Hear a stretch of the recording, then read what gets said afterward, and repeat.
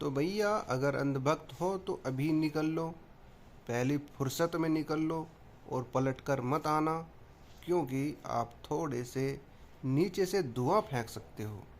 हाँ बिल्कुल सही कहा मैंने, धुआं फेंक सकते हो। इतनी सर्दी के अंदर, मतलब इतनी सर्दी पड़ रही है उसके बाद भी आग भी निकल सकती है, क्योंकि आपकी समझ में तो कुछ आएगा नहीं, दिमाग में तो गोबर भरा हुआ है। दिमाग होता तो कुछ समझ में भी आता। सरकार जो 1,000 ट्रेन चला रही है ना अयोध्या के लिए, अच्छी बात है भैया, आस्था की बात है। 1,000 की जगह 5,000 चलाइए, कोई फ़र्क नहीं पड़ता। जितने मर्जी आदमी जाइए, कोई फ़र्क नहीं पड़ता।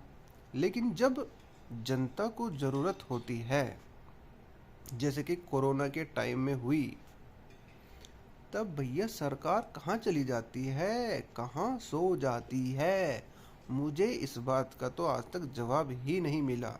अगर कोरोना के टाइम सरकार 1,000 तो छोड़ो, 500 ट्रेन भी चलाती, तो शायद ही कोई आदमी भूखा मरता, चल के एक्सीडेंट द्वारा मरता, पटरी पर सोने के बाद ट्रेन के नीचे कटकर मरता।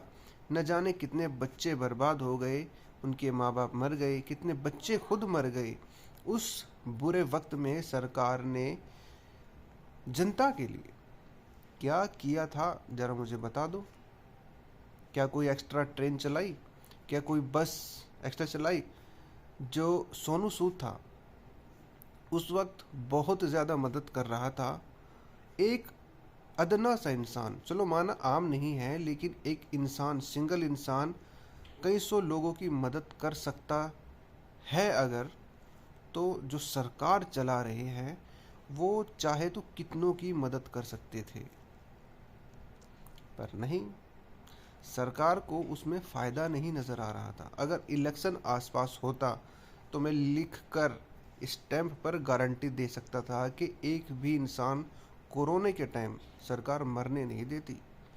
मरे हैं तो सिर्फ इसलिए क्योंकि उस वक्त इलेक्शन नहीं थे मेरे भाई।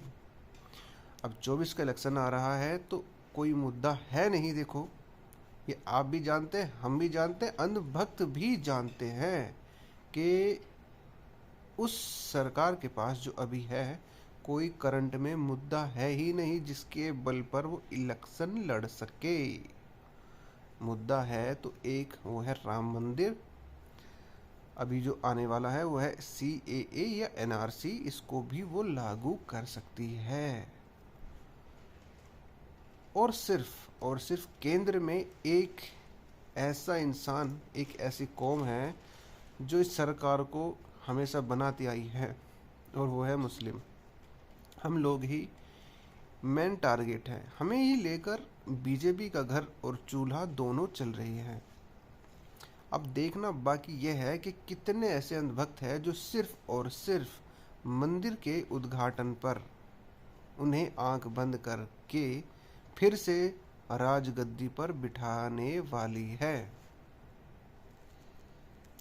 और कितने ऐसे इंसान हैं जो उनके एक्चुअल कार्यों पर, कि उसने क्या किया, क्या बेनिफिट हमें दिया, उसके बल पर वो उन्हें वोट देगी। खैर क्या मैं बताऊं यार, जानते सब है, समझते सब है, लेकिन जो कैटेगराइज कर रखा है ना, जो हमें बांट रखा है, वो उसके बीच में एक ईगो फंसा रखा है। ईगो हमें एक नहीं होने देंगे। देखो, अंग्रेज़ों की दाल भी तब तक गलती रही जब तक हिंदू और मुसलमान आपस में नहीं मिले, अलग अलग रहे, एक दूसरे से विपरीत दिशा में चलते रहे, एक दूसरे के साथ नहीं आए। लेकिन जब दोनों साथ आए तो अंग्रेज़ों की जड़ जो बहुत गहरी भारत के अंदर पहुंच चुकी थी, वो भी उखड़ गई। और एकता में यही तो पावर है। जिन्हें लगता है कि सिर्फ हिंदुओं को एकत्रित करके देश में विकास लाया जा सकता है, विकास किया जा सकता है, तो ये गलतफहमी है। क्योंकि इस देश की अर्थव्यवस्था केवल एक वर्ग के हाथ में नहीं है, सभी का खून शामिल है इस मिट्टी में, और सभी मिलकर इस देश के भार को अपने कंधों पर चलाते हैं। अब समझने वालों के लिए काफ़ी है कि भैया जो चीज़ आपके लिए ठीक नहीं है, आपके बच्चों के लिए ठीक नहीं है, उस चीज़ को आप फिर से लाना चाहते हैं तो भैया आपकी मर्ज़ी है, जैसा आप चाहें